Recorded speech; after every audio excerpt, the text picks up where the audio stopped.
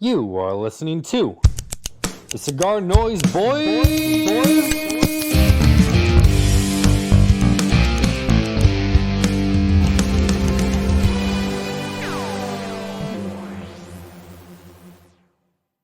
Now we're recording. Disclaimer, guys. So first of all, before we even start the podcast, this is going to be we're going to run this in front of the song. I don't know if we can do that, but we literally took us 40 minutes to start recording, and then we were going for almost 20 minutes, and Dom did not record it. And we had some great stuff from Alex. But let's not even do a song, man. We'll do this is the first episode. We won't do a song. Cigar Noise Boys, Tyler and Dom. We got Alex, Bench Work Cigars on Instagram. Follow him, please. Alex, what is your job title at Romacraft again? Manufacturing consultant. I am. I sound like a professional. Anytime I hear consultant, I always think big bucks. But I want to be a consultant someday, consultant to something. Fuck. I don't even know where to start. Dom, should I start with sorry guys, it's been a month. We had Vegas, and then I went to Nicaragua for 10 days, and then Dom had picked up a shift, and then Dom school started up, and then Dom also had parent teacher conferences. So we just been hella busy, but guys, we missed the 4-year anniversary, so we've been doing this for a minute now. We already did the applause to pat ourselves on the back for 4 years. I don't feel like doing that again. Yeah.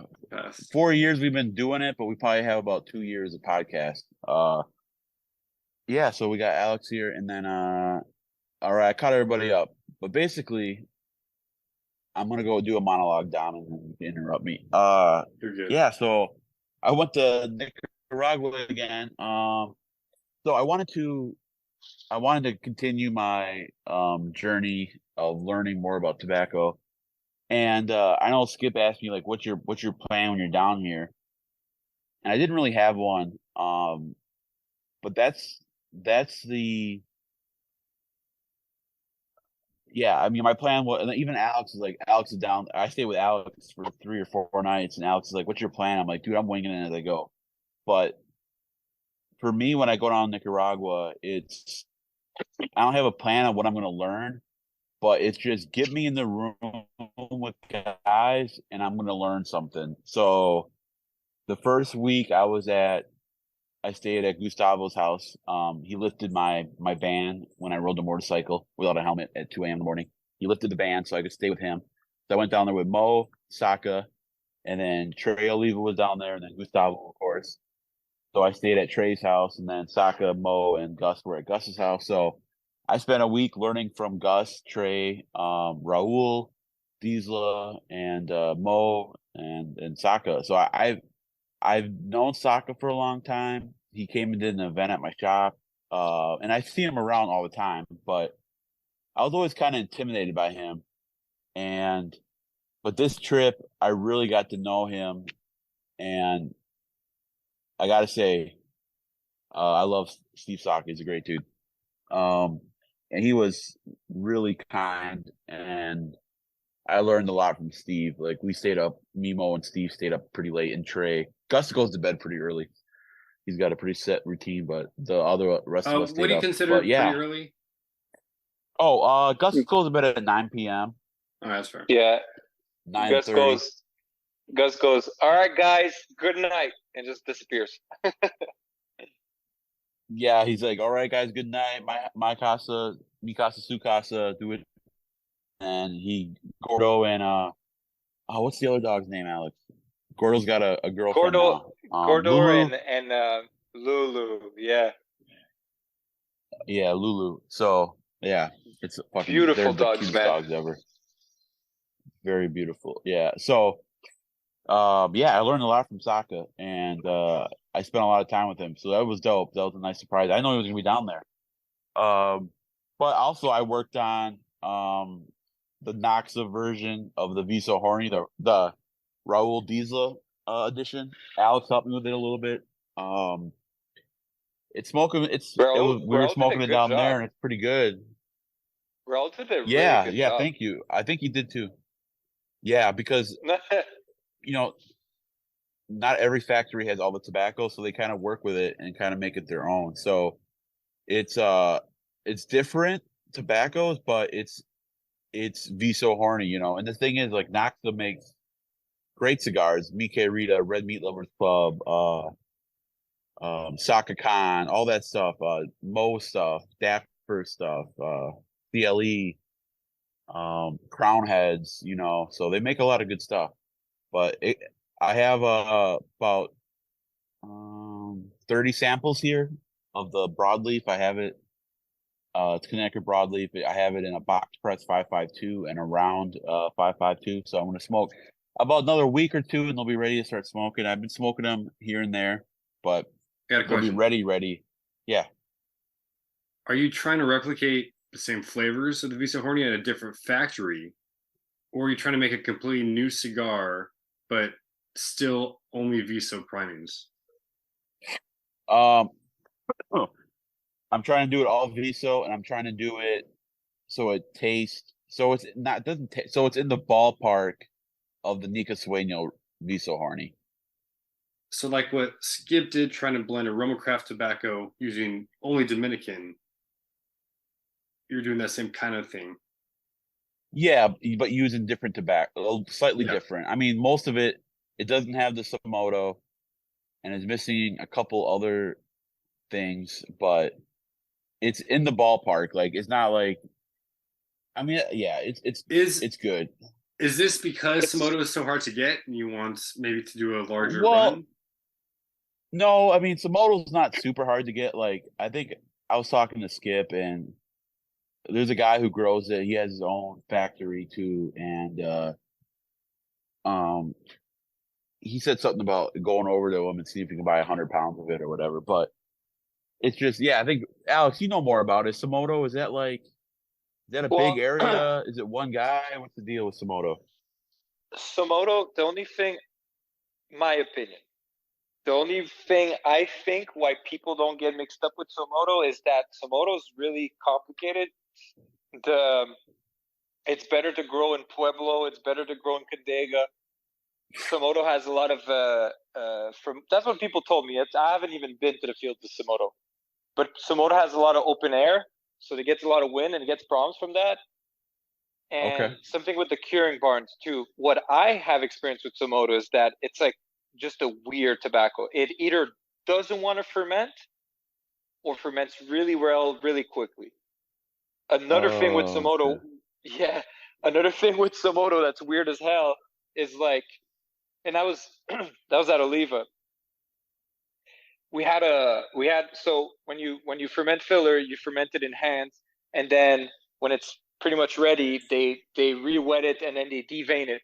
Once it's deveined, it's flat, you know, it's in flat piles, and Yeah. they pile all of that up to make a burro. So it's like a different way of fermenting. Oh.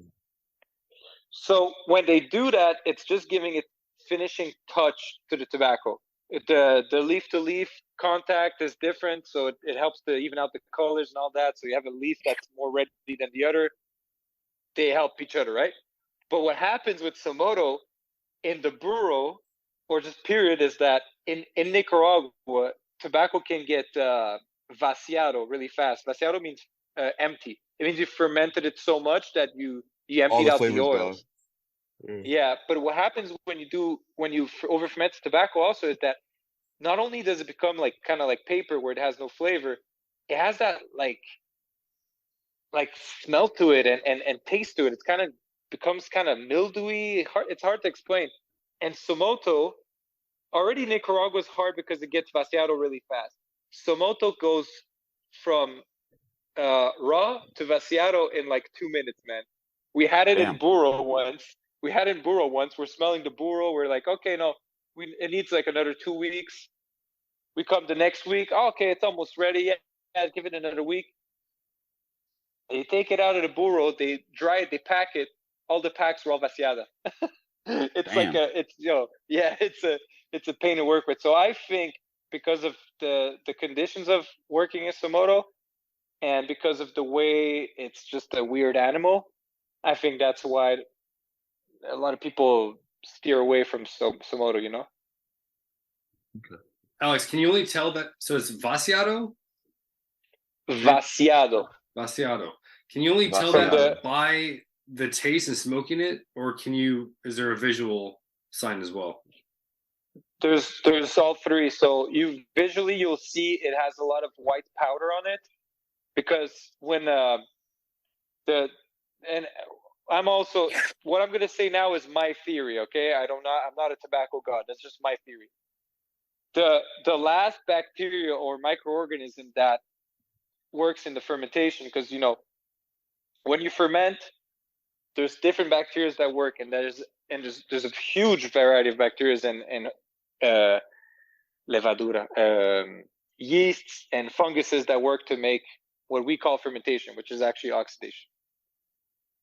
At the end of the fermentation is a type of microorganism that farts out ammonia. Let's put it this way. So ammonia is not in the tobacco. Ammonia is a byproduct of it oxidizing / fermenting. When it's kicking out ammonia, if it keeps going and keeps eating the leaf and keeps kicking out ammonia, it's starting to gather ammonia salts. And once again, that's just a theory of me and some other people in the industry, that those are ammonia salts. It's like a white powder that's on the tobacco, what people refer as plume, but also plume and mold, a whole other thing, right? But when you see a hand of tobacco in a pilon that's all white of powder, and you pass your hand on that hand of tobacco and you feel the powder on your fingers, it's like, hey, you better fucking strip that tobacco and get it out, because that's about to get vaciado, or it's already vaciado. The smell of it, you feel it, and the taste of it, you feel it. So ammonia flavor comes from that bacteria or whatever, the byproduct. So is it wrong that I think young tobacco, if it's too young, I'll say, oh, it has an ammonia flavor? Yes, that's the biggest misconception in the industry. Cool. That's tobacco goes from, yeah, I know, right? My mind was blown away when I started learning about tobacco, and I was like, oh shit, I had it all wrong.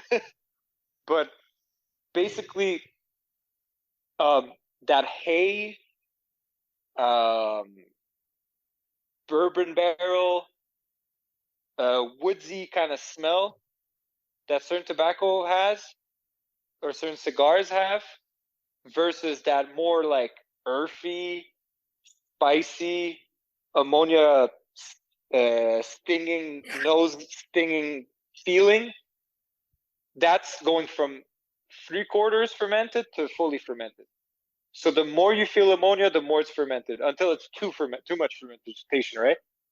If it's more like hay, if it's more like wood, if it's more like a whiskey barrel, that means it's 3/4 of its way fermented, which is ready to use. It is a style of fermentation, and that's a style I prefer. I prefer 3/4 with a little bit. So, and then there's other cigar, like when I worked for Oliva, we had to ferment it all the way every time, and that's why we were running into more vaciado problems than other people. Other people would have problems of having a vaciado tobacco because they wouldn't have the capacity of deveining it on time, or they would have a pilon that's mixed. So they'll have a pilon that has like a lot of thin tobacco and a lot of thick tobacco, and so the thin tobacco would be vaciado, right? Because it's like cooking chicken and steak together. You can't cook them both in the same pot. It's like one's gonna be ready before the other. But at Oliva, the idea was to have tobacco fermented all the way to the top, and you feel it in the cigars. They smoke very clean. They smell more like ammonia when you pick them up, but when they burn straight, clean. but they have a different type of complexity than if you use a tobacco that's more like 3/4 fermented, you know? There you go. Yeah, so it's a Visa Horny in the ballpark. It's in the same stadium. It's not the same. I can't think of a good analogy, Don, but it's different, but it's Visa Horny, you know, but it's a little different. But it's good, like I said, like Noxa makes really good cigars. So and Raul blends really good cigars. Raul and Esteban have been in tobacco industry since they were like what, 6, 7? Yeah. Alex, they've been doing it forever, and so in different, you know, in all kinds of different situations, you know, in different capacity, different countries, different roles. They, you know, like I remember Skip saying that they talk about like the best rollers of all time. He says Esteban and Raul are probably the best pair ever, because when one would get bored of bunching and the other one got bored of rolling, they would just switch. Like they could do both. Like they're really, really talented. So they know every aspect from, you know, rolling, growing, blending, fermentation, tobacco procurement. So yeah, I mean it's anyways. So yeah, it tastes it's good, but it's not the Nica Sueño Visa Horny. It's the Noxa Raul Diesel edition. Kind of like how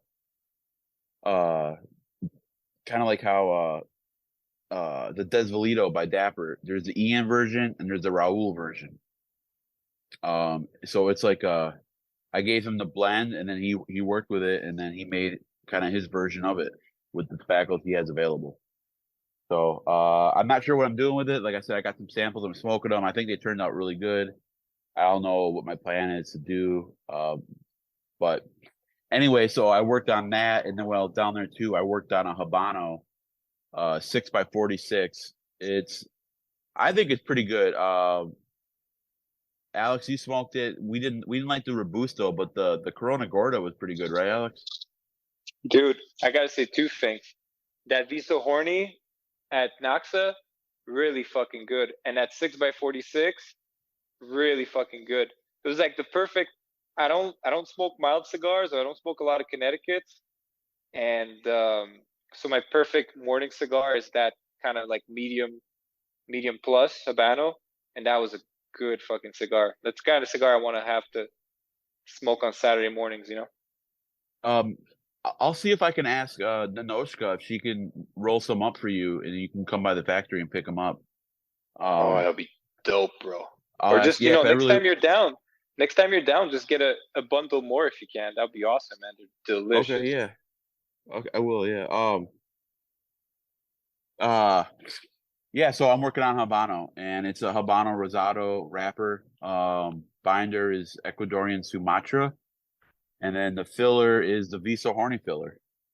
But I think it's got a lighter wrapper. It's really beautiful Rosado wrapper. So it's like it's got creaminess, but it's also got some pepper from the Rosado wrapper you're using is from Noxa. Yeah, it's grown by Oliva. It's not Fuente. The best. No, Fuente uses Fuente uses Oliva wrapper on the rare pink, but most of their stuff is Cameroon from the Mirafel. No, and that Rosado you're referring to, the Fuente Magnum R, I'm pretty sure that's also from Oliva. Probably, I would assume, yeah. Alex would know more than me, they buy a lot of stuff from Oliva, and rightfully so. I gotta give a shout out to Gus and Trey, and the whole Oliva family, man. Those are serious, professional, good people. They are yeah, they're the best. I've been fortunate. The people I've met in Nicaragua with Gustavo and Trey, and then Skip and Alex, and you know, and then like I told Mo, like without Mo, I wouldn't have met any of these guys. You know, I would have seen Gus probably running around town. Maybe not, because he goes to his house, Pro Sneaks and Noxa back to his house. So maybe I wouldn't. Yeah, I never see Gus in town ever. Yeah, so I never would have ran into him, but because of Mo, you know, I got hang out with Saka for a whole week. Dion from Illusione, Nick Melillo, and Hector Alfonso was down there. He's the blender for Espinosa cigars. I learned a lot from him too. But Dexter yeah, is fucking so awesome. yeah. Oh, we had dinner. It was Hector, Alex, Skip, and Arlen, and then a lady from the factory. Yeah, that was Arlen's Uh, sister, we Francie. She's oh the revisadora. She's like the quality control at the production floor. oh cool, yeah. Yeah, so that was a great dinner. But yeah, so I'm working on a Habano. I have a name for it already. Uh and Alex knows the name. I gotta get it trademarked. I looked it up, no one's trademarked it. Woo! And yeah, so I gotta trademark it ASAP, but I love the name. It has multiple meanings to it, and I think it's a really cool name. Uh yeah, it's awesome. Alex knows. I don't know if you remember it, but I told Of him the course, inspiration and the story about it. So I told I Skip remember every too. detail of that. Oh, good. Uh, fuck, I feel bad. I picked up the Habano late, so I wasn't able to leave any for Alex. Don't worry, Um, man. There's always tomorrow. yeah, I could always hit up the Noshka and she can have some rolled. No, Um, man. When you're over here, when you're over here. yeah, so yeah, so then I spent a week at Noxa working on the Viso Horny and then the Habano project. And then I spent the weekend, well, Friday and the weekend with Alex. We spent a lot of time at the bodega. I was pretty stressed out and tired, so um, I didn't do as much as I planned on doing. But hanging out with Alex, I learned a lot, and then spent some time at the factory at Nica Sueño, and then I had a really good time in Managua. I stayed in Managua for a night at the Intercontinental, and that was probably low key, probably the highlight of the trip because um Skip gave me we got to the Intercontinental at 9 o'clock. I think we left to go to bed at about 4 a.m. or 4:30 a.m. And we talked a lot about this about life and about everything, man. And it was a great way to end the trip. Like I almost stayed long. I was supposed to stay longer, but I cut it short. But I almost wanted to stay longer again, so I could spend another day in Managua with Skip, and then maybe spend a day or two in San Juan. But I had to get back to Austin. But yeah, it was a great trip. It goes by so fast. And then when you're down there for like 10 days, you get adjusted to the life, and then it's like, oh, you got to go. So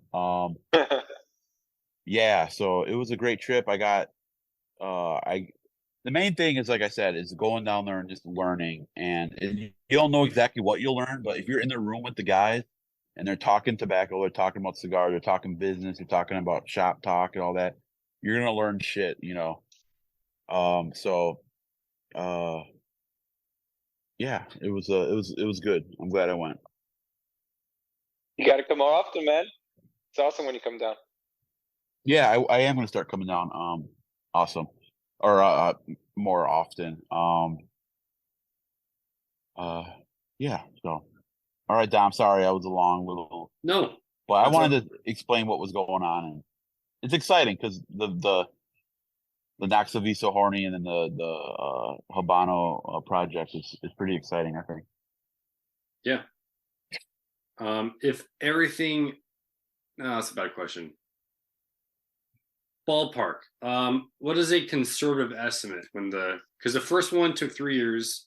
You're taking trips like once every 6 months to a year. Yeah, I mean, I was doing it every quarter pre-COVID, and then COVID hit, and then Yeah. I wasn't down there for a year or 2 years. So, with Naxa, I mean, look, I gotta, I'm gonna know more in a few weeks here, and then I can place my order. Um, I don't know how many I'm gonna order, and I gotta plan out a distribution thing. So I got a lot of stuff to work on. I really need to start working on it now. But yeah, and then also we found the 20 missing bundles of Visa Horny when I was down. No way. Yes. Yes. I forgot to tell Dom. They were delivered 5 doors down. So they were sitting in air conditioning for 5 days, or for 2 weeks. So, and me and Brandon smoked them after a week in the humidor time, and they didn't lose anything, so we're good there. So Yeah, there's so much heavy tobacco in that cigar that it's not gonna get ruined that fast. yeah, I was a little worried, but yeah, that was. And it's funny because Skip's like, I told you to save some in case something like this happened. I'm like, I did. I'm like, Skip, you might not think I listened to you, but I listened to you a lot, like more than you know, and I did save some. Luckily, they were found, so that's good. But Cool. yeah. But I forgot if we talked about this. While we haven't podcasted, Dom picked up an extra shift, and then he started school again, and then he had parent teacher conferences, and then I was in Nicaragua for 2 of the Tuesdays. So, so in case you were wondering. And also Tyler, next week I'll text you, but Thursday maybe, because I'm leaving to Hawaii tomorrow morning. Oh, that's fucking dope! Shit. Yeah, never been. It's awesome. You going to And Maui? you apparently Wildfire? you can't smoke on the beaches. No. What the heck's the point? The most beautiful place in the world, and you just gotta, watch the waves. You gotta go out in the water and smoke. You gotta be human like everybody else. I'm gonna bring cigars because it's a wedding, and we'll see what happens. Who's getting married? Another sister?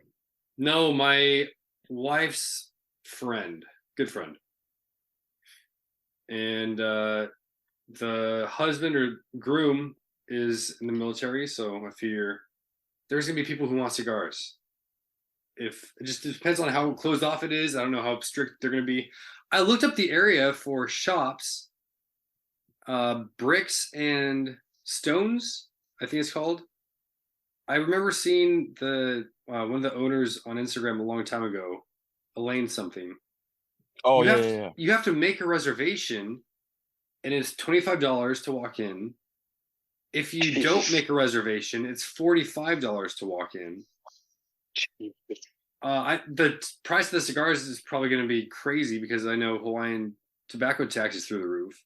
So as much as I wanted to check out Hawaiian exclusives, it's probably not going to be even worth it. My wife's pregnant, so I'm not going to be able to smoke in a lounge. I don't know. I'm going to bring him. We'll see what happens at the reception. Okay. Alex, I had a quick question. We missed the whole unrecorded podcast. You were talking about binders.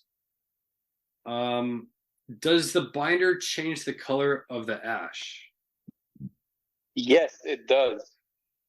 I saw. Because... Go ahead. Go ahead. No, I saw Skip post something a while back, and I felt like he hinted at that. And to me, that sounds crazy because I mean, the wrapper leaf is all you see. Why would the binder change that? But I just thought I'd ask you because you know more than anybody else we talk to. I mean, it's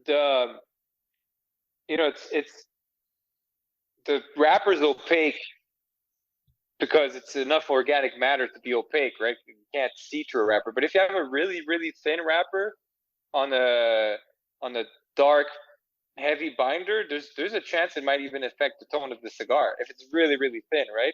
It's barely visible, but and that's an unlit cigar. But then figure once it burns, that that ash has transparency. So if you have like a really white ash on the binder and you have a wrapper that gives like a kind of grayish ash, that binder will help the wrapper ash to look a little bit better. There's some people that will not blend certain tobaccos because they want a perfect ash color. That's crazy. This game runs deep. There's a lot of details to look after,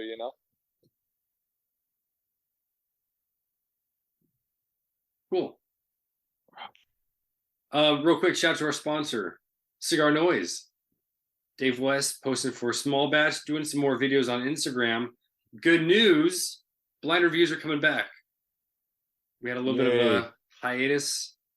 They've been posted probably monthly, but we're going to be back on schedule with weekly blind reviews. So check out Small Batch, place an order. I don't know if they're getting any of the Quinquagenario in, so not plugging them there, but check them out. Say hi to Dave and Andrew. Hey, the Quinquagenario, I'm doing a box split with my buddy at the lounge. What should we do to decide who gets to keep the box?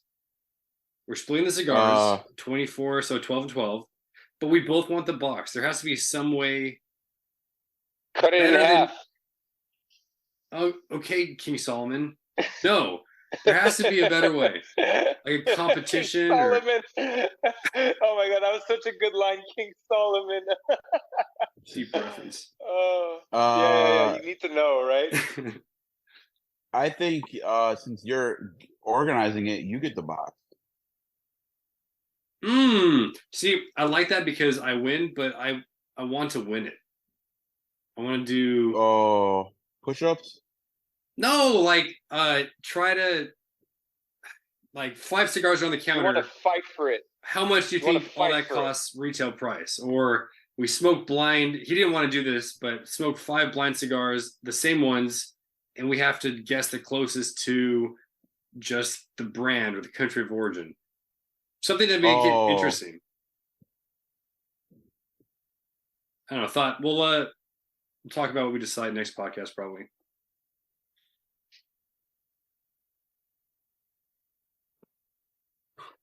We need to get Brendan on sometime soon. Talk about baby names. I'm struggling with that.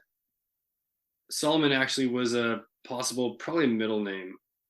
I was thinking of because one of my middle names is David. My friend just had a baby and he called him Ezekiel. That's a heavy name. That's cool, eh? Yeah, like it. Today was actually E Day for us, so I decided because we can't find a name, we're gonna start with A, go through Z every day, and just call the baby every single name we can think of with one letter. So today was Earl, Ernesto, and such. Benito. Elliot. Ebenezer. Elaine. Ben, hey. Eleanor. Talking trash always about my Pit Vipers. I figured it out. Pit Vipers are like the Cowboys. Dallas Cowboys.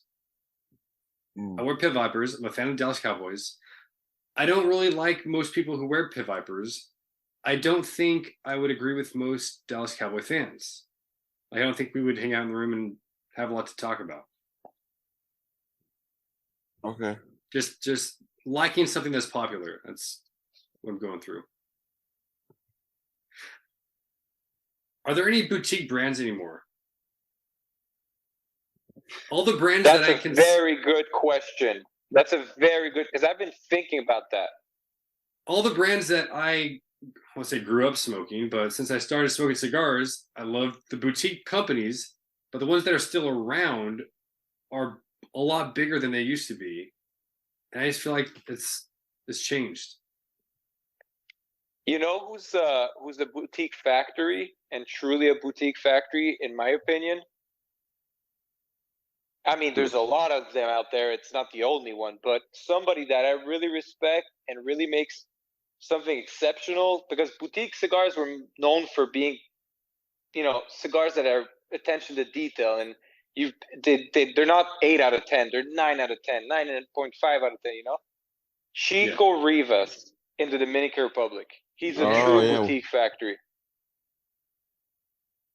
Good That's answer. what's up. Was that a Secret Nest? Exactly. Showy from there. Yeah. Oh, was Campesino from that factory as well? Yes, Campesino. Oh, those were so good. Dos Jotas, two J's. It's a Dominican brand. He makes that.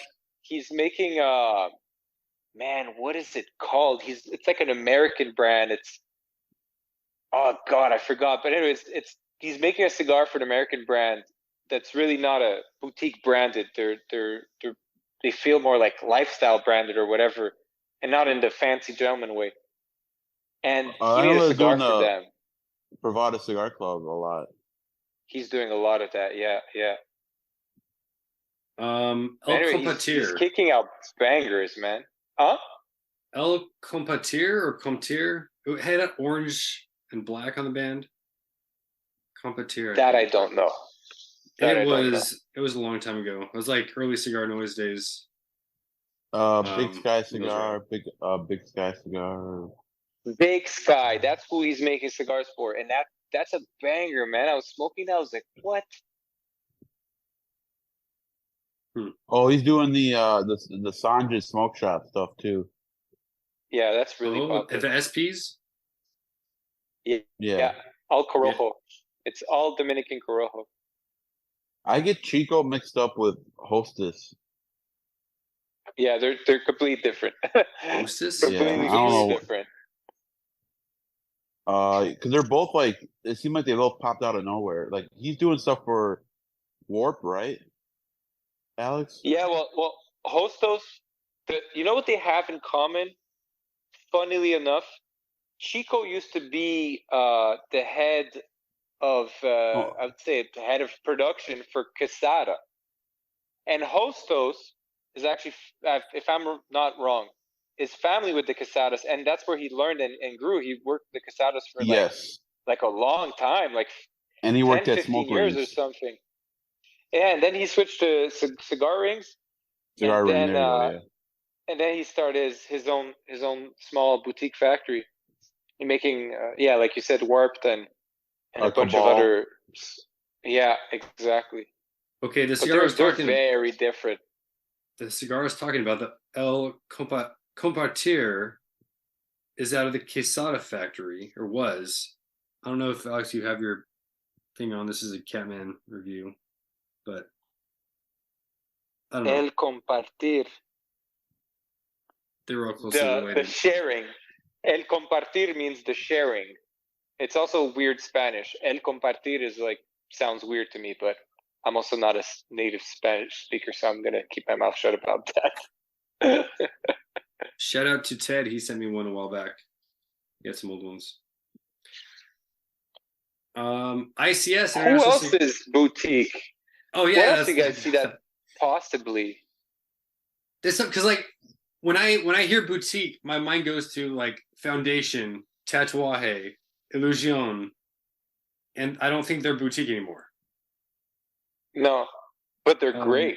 Yeah, they grew. You know, they grew, and it's good for them, and they kept their quality.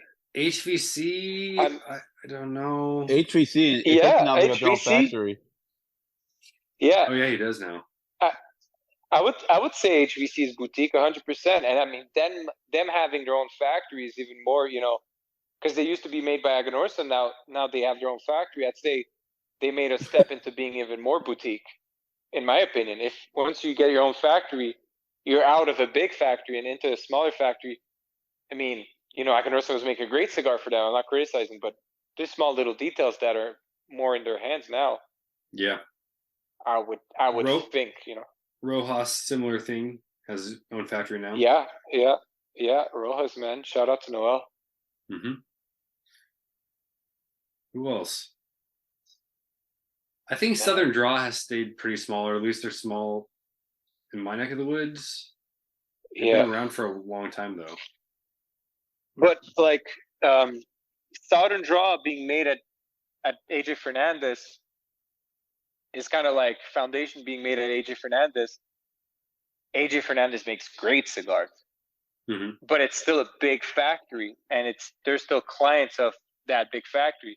So they're having a great cigar made at a big factory. So I'm not going to take away the title of boutique from them. You know, it's not mine to judge. But to really have that boutique feel, you know, really like a small, limited kind of boutique feel, I'm not saying I disagree, but it's not where in my category of boutique it falls, you know. I mean, Tyler, you mentioned LCA. Um, If LCA were around, or that idea of a company were around 10 years ago, I think I'd be all in.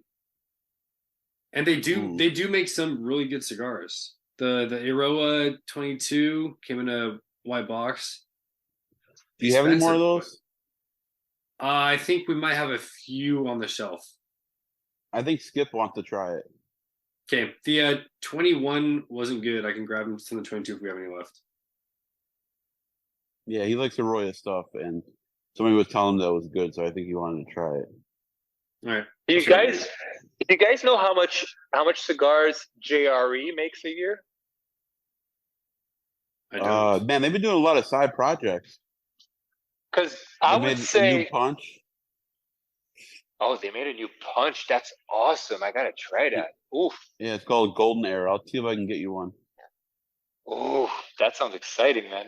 Because JRE is making some really, really good cigars, and them being I'm not saying they're small because I don't know if they're small or medium, but that could classify as boutique. But they seem to be classicists, so like to keep the classic tradition. So you know, they can still be boutique, but for me, boutique is kind of like the people that, you know, go into dangerous waters. You know, they try the weird different new tobaccos, or you know, they make stuff that's so good that it's hard to replicate, and you know. But I guess I'm very snobbish about who can be called boutique, maybe. Yeah, to me, the quality is right, but it always has to be a smaller number of a product because you're using special ingredients. Yeah, but Not on a large scale. to me, JRE tastes like they use really specific, very, you know, cherry picked tobaccos. I mean, CLE is big. CLE is fairly big, if I understand correctly, and they really keep their quality. So, but they've grown big, so it's hard to call them boutique if they're not small anymore. But their quality, I would believe, hasn't changed. It's like they're amazing cigars. It's kind of hard to point out a bad one. Yeah, and I recommend it if you guys want to do a factory tour. They probably do the best factory tour, especially because everything, everything is like there. Like the box making factories right there. The actual factories there where you stay at is right there. All the fields are minutes away. Everything is right there. They got a pool there. Like, it's dope. So if you want to go on a factory tour, go to Honduras and check out the Aladino. It's dope. I mean, Henderson Ventura and his family, they have a boutique factory, but it's not new. That, you know, so we're trying to find who's new and boutique, and that's making it hard.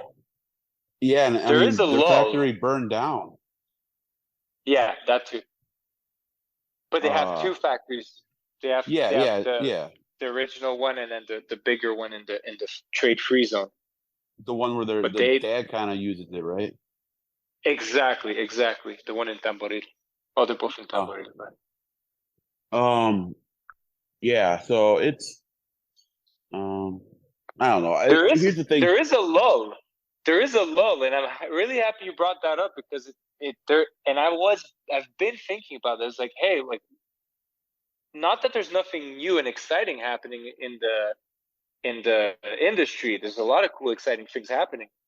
But that, you know, that spark, like when Pepin came out, or that spark when Roma came out, or that spark when you know, Caldwell and the Venturas came out, and I don't smell it lately. You know, I don't know. Well, yeah, I mean, even Black Label's been around 10 years now, you know.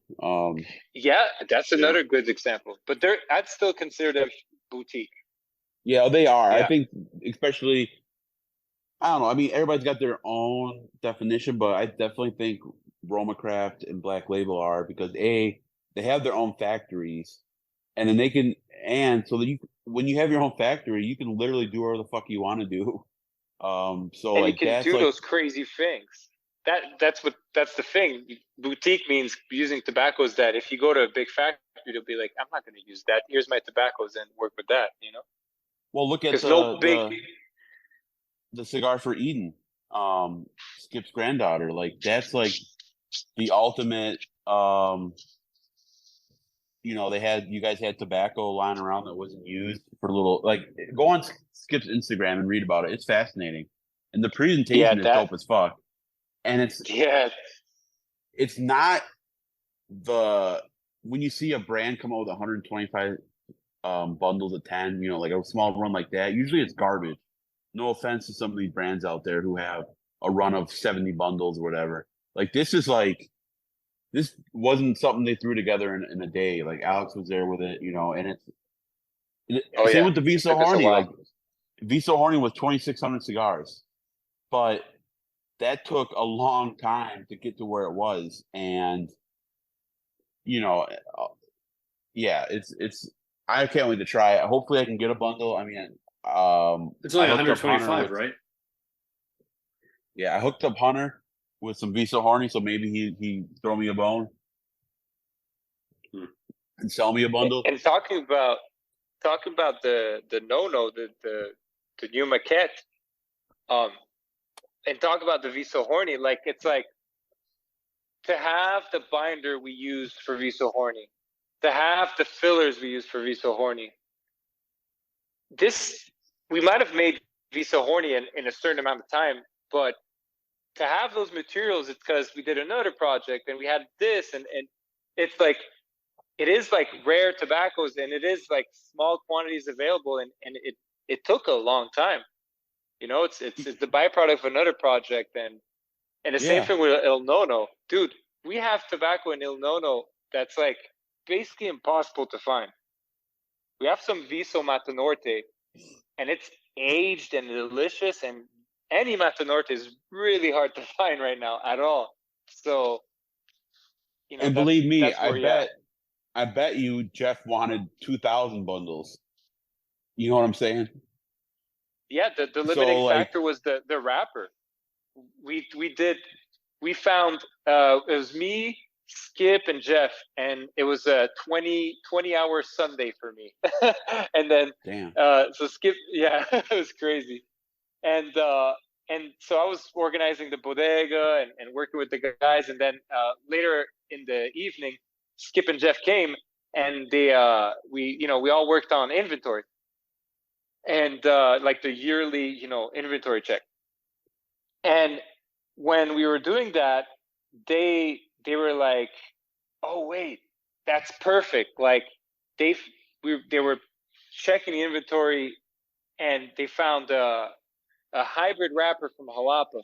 I'm telling you, it's not even a joke. Like 7 years ago, that wrapper has like 7 years of age on it, if I'm not wrong. And they were like, "Okay, well, we've been thinking of doing that project. Let's do it with that." So then that was the limiting factor, was how much cigars can we make with that amount of wrapper? And then the second limiting factor is the Viso Matanorte. So if we had enough wrapper to make as much cigars as we wanted, then the second most limiting factor would be that one bundle of Viso Matanorte we have. And then it would be some other ingredient there. So it's really rare shit, and that's why we couldn't make any more of them, because that's all the wrapper we had, and this wrapper will never exist again. And that's a completely the reverse of how Skip blends cigars normally, right? He goes inside out, but there you had to start with the Yeah. wrapper and go the other direction. No, yeah, he goes inside out, but he goes inside out, but now, because there's so much cigars that we've made, and there's only so many different wrappers out there, he'll have in mind, the way he does is that he has in mind a color and a name and a vibe for a brand, and then he'll go like through his Rolodex of like, okay, well, what can we do? What other wrapper is there available? Because he doesn't want to, have 6 different Habano wrapper cigars, and then he'll blend from the inside out, but having in mind that probably is going to be a certain wrapper that's going to end up on that. Cool.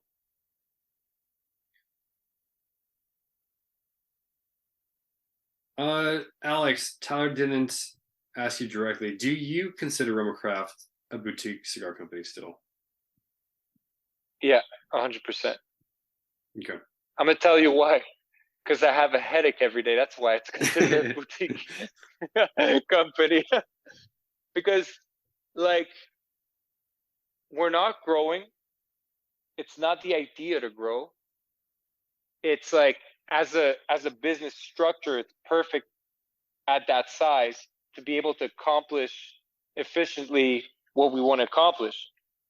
And the whole idea is to make as good of a cigar as possible. You have to make it. We can't make only 200,000 a year, because then your fixed cost, it doesn't balance out the right way. You need a certain amount of volume, but we're right at the intersection of we can make enough of them at the right quality for that business to be sustainable. Because then if we want to grow, then it's really a weird it's a weird no man's land of like, hey, so if you go from 1.2 cigars a year to like 2.2, it's like now you need 2 accountants, but really your accountants are costing you more, and you need a bigger space, but then you're not. I don't know if you understand my point, but our point of efficiency and us being able to deliver a cigar to high quality, we're right where we need to be. And it's still a struggle to get the exact quality of tobacco, the exact type and quality of tobacco we need to keep the machine running. We're really we can only pick the best part of the plant, and it's hard. I'm gonna tell you that, because people don't sort for people like us. They sort tobacco and devein tobacco for everybody else, and not that everybody else makes shitty cigars, just that other bigger companies, they have, okay, well, the best tobacco goes to that cigar, the tobacco that's like pretty good goes to this one, the shitty goes to that bundle, and we don't want to be doing that. We just want to be doing only really good cigars. So, and it gives us the opportunity to make rare cigars. We'll play with wrappers that aren't available in the quantity that a big company would need. Mm-hmm. It gives us the opportunity to work with fillers that big companies wouldn't play around, because they're like, hey, I can get enough to that. I can't get enough of that to keep the machine rolling. I need something more available. Or we can get to be picky with the fillers quality, because it's crazy. You can say, oh yeah, that's Viso Pueblo Nuevo. Wait a minute, from what field? How was the field tended? How was it cured? How was it fermented? How was it sorted? There's a lot of small details that go into what Viso Pueblo Nuevo, we will use, for example. Nice. There you go. I don't remember what time I started recording this time. Well, not that I recorded last time. I think 8:00, 8:05. Okay. Quick plug: International Cigar Society (ICS). We had our fantasy football draft. I'm the commissioner. Crazy! I got first pick in the draft order. McCaffrey?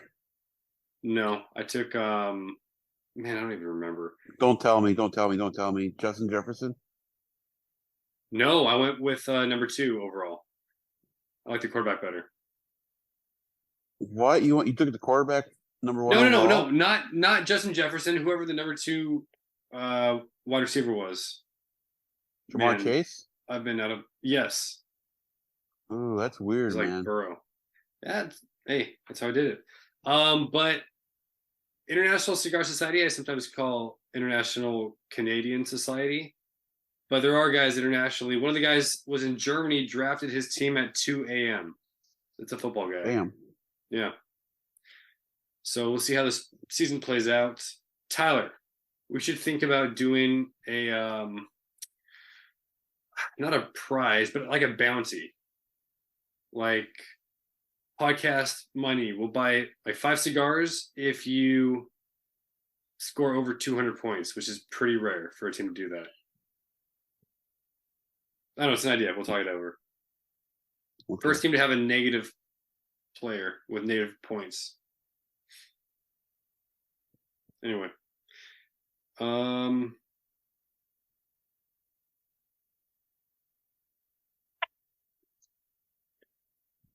Yeah, a bunch of other stuff, but I think I'll save it just for you and I yelling at each other.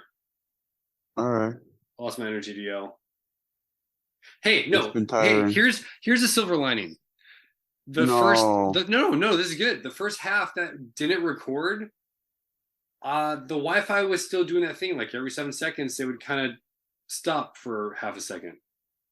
Oh, okay. So it would have been a little bit hard to listen to. So I went to the secondary setting of Wi-Fi, and it sounded perfect since I hit record. I looked up the lyrics too. Oops, I did it again, but I'm not going to read them anymore. Okay. Ship has sailed.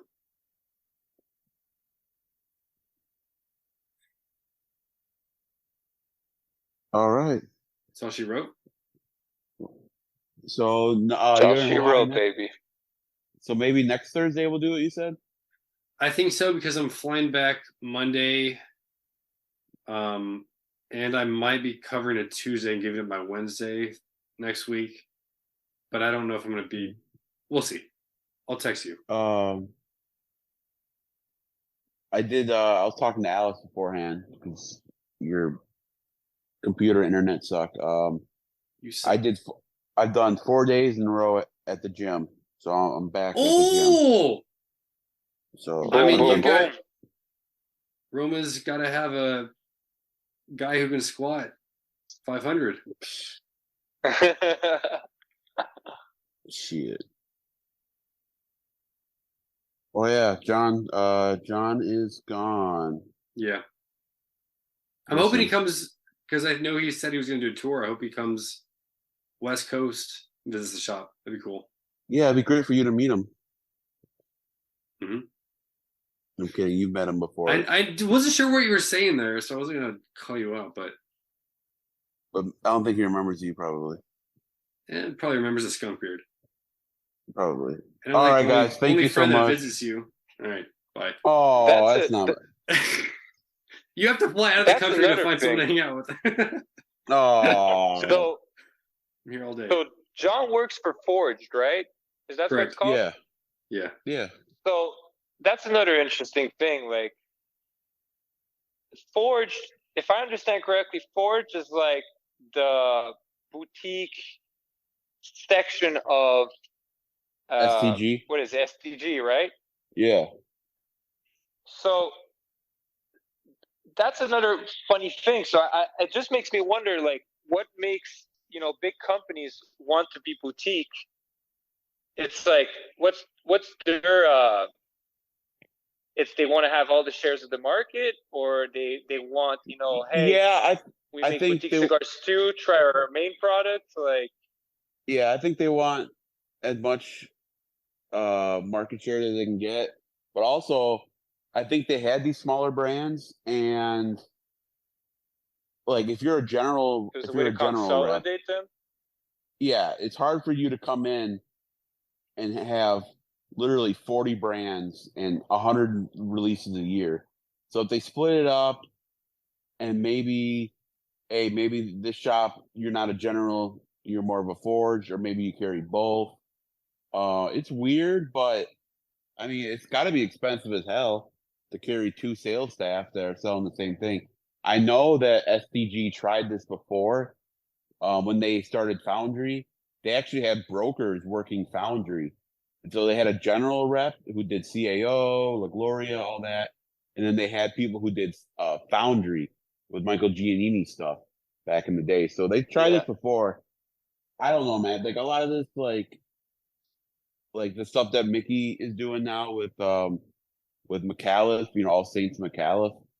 It's interesting because it's like I don't know. It's interesting. We'll see how it all works out. But hey, it's a weird time for cigars, and with the economy where it's at, and the quality of some cigars, and then I'm gonna wrap this up because I gotta go. But like the like SPG just announced they had their like shareholders meeting, and they're down. Their sales are down, so their next projection is down too.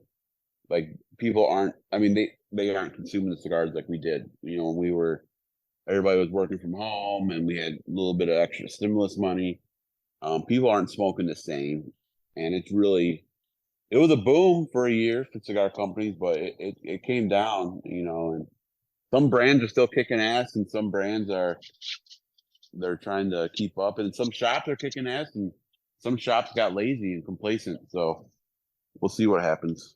But Well, I think the good part of that is, you know, people had free time so they could smoke, but I also think a lot of people had free time and they had to pick up a hobby they could do from home, and they got interested into cigars. Because when I was still making cigars in Canada, and it was COVID, I got so much people that were not smoking cigars before saying, yo, can you make me some cigars? Can you make me some cigars?